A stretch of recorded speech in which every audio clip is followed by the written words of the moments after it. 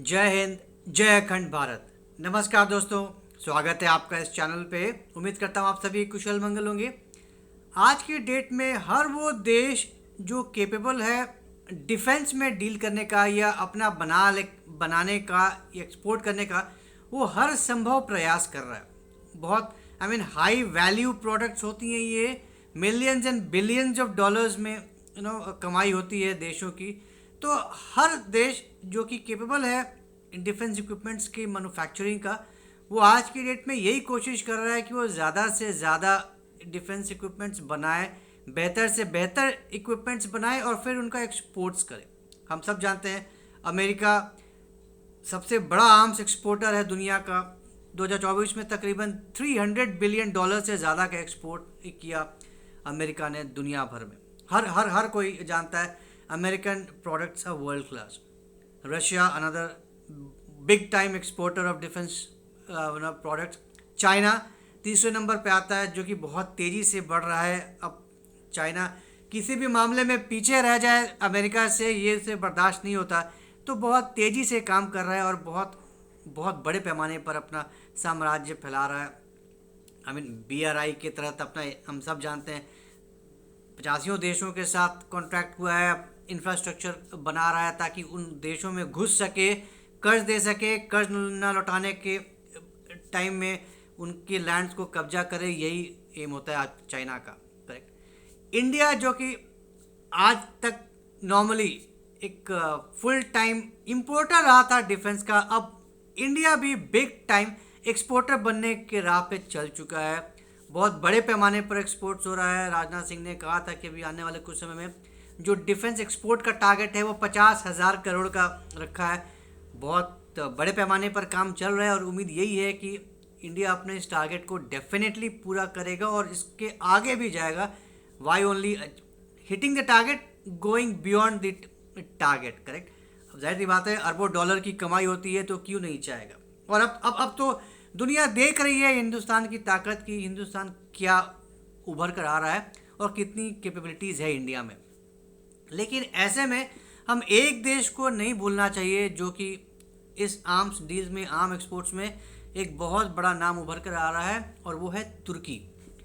India का वो भी आप कह सकते हैं दुश्मनी है, क्योंकि कभी भी इंडिया के फेवर में नहीं बोलता, हमेशा पाकिस्तान के साथ ही जाकर खड़ा रहता है, हमेशा पाकिस्तान को ही फेवर करता है।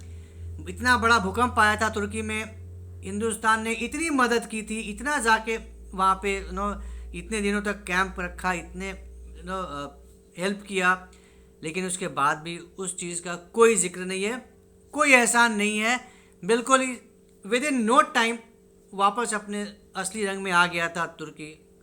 हर UN में भी जाकर कश्मीर का मुद्दा उठाता है, तो कोई कसर नहीं छोड़ता तुर्की इंडिया को नीचे दिखाने का और पाकिस्तान का झंडा ऊपर करने के लिए। खैर एनीवेज, तो तुर्की ने भी लास्ट ईयर तकरीबन 7 बिलियन डॉलर्स का एक्सपोर्ट्स किया था ना। इंडिया से कहीं ज़्यादा आगे है अभी आज की डेट में तुर्की। अब काफ़ी एडवांस्ड प्रोडक्ट्स बनाता है, डिफेंस प्रोडक्ट्स बनाता है।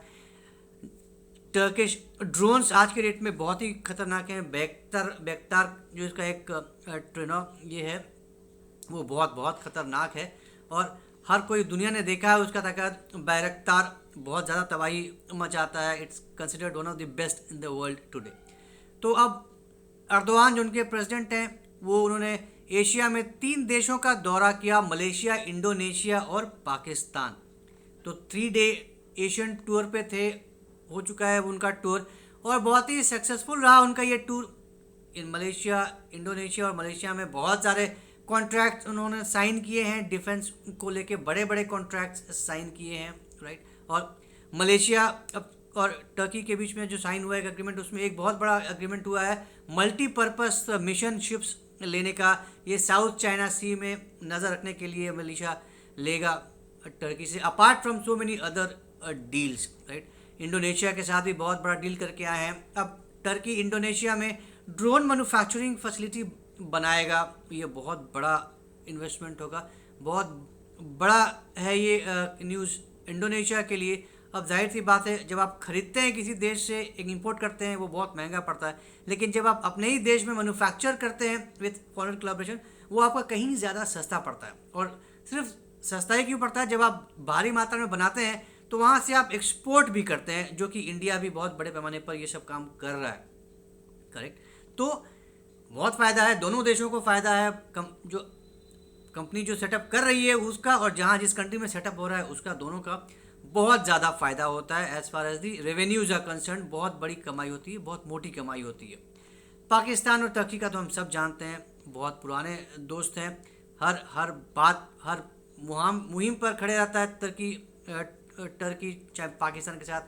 पाकिस्तान भी गए थे 2 दिन के लिए अर्दोआन, बहुत सारी बातें हुई, बहुत सारे एग्रीमेंट्स हुए, और डिफेंस कोलैबोरेशन, ट्रेनिंग, एक्सचेंज, और ये ड्रोन्स भी यूज़ कर रहा है पाकिस्तान टर्की का बड़े पैमाने पे। तो तुर्की पूरी कोशिश में है कि पाकिस्तान को मजबूत किया जाए। अब उसका एक कारण ये भी है कि तुर्की अपने आप को अरब देशों का बादशाह बनाना चाह रहा है। आज की डेट में सऊदी अरेबिया है सबसे बड़ा और पुख्ता खिलाड़ी है अरब देशों के बीच में, लेकिन तुर्की हमेशा अपने आप को शहंशाह बनाना चाहता है, नंबर 1 देखना चाहता है अपने आप को, मुस्लिम देशों का बादशाह बनाकर देखना चाहता है खुद को।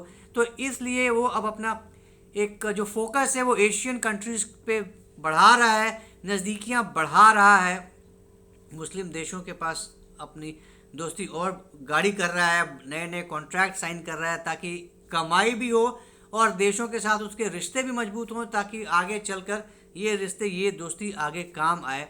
उसके जो विशेष हैं, उसके जो अरमान है टर्की के अरब देश में अपना परचम फैलाने का, उसमें वो काम आए। तो अभी तक तो काफ़ी सक्सेसफुल सिद्ध हो रहा है टर्की, और कहीं ना कहीं ये इंडिया के लिए एक अलार्म है, क्योंकि इंडिया, ये भी जितने भी देश हैं, चाहे वो मलेशिया हो, इंडोनेशिया हो, ये सारे के सारे इंडिया के भी दोस्त हैं।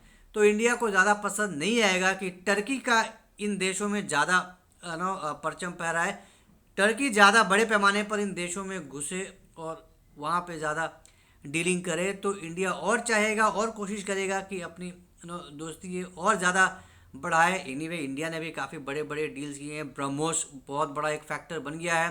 तेजस भी देखना होगा, तेजस कितने हद तक और इसमें मदद करेगा इंडिया का परचम फहराने में। तो these are the good things, big things for India, जिसके थ्रू इंडिया डिप्लोमेटिक टाइज बढ़ाता है इन देशों के साथ। तो will have to wait and watch. अभी आने वाले समय में पता चलेगा किस तरह के डेवलपमेंट्स हो रहे हैं, इंडिया और टर्की अपने अपने मिशन में कहाँ तक सक्सेसफुल हो पाते हैं। तो ये थी आज की एक जानकारी तुर्की के बढ़ते हुए कदम और बढ़ती हुई आकांक्षाओं के ऊपर, उसकी डिफेंस कैपेबिलिटीज़ के ऊपर, तुर्की के बढ़ते हुए डिफेंस एक्सपोर्ट्स के ऊपर। अब मेजर डिफेंस एक्सपोर्टर बनने की कगार पे है टर्की, काफ़ी बड़े पैमाने पर आगे बढ़ रहा है। तो it will be no surprise कि आने वाले समय में टर्की भी एक बहुत बड़ा डिफेंस एक्सपोर्टर बन जाएगा।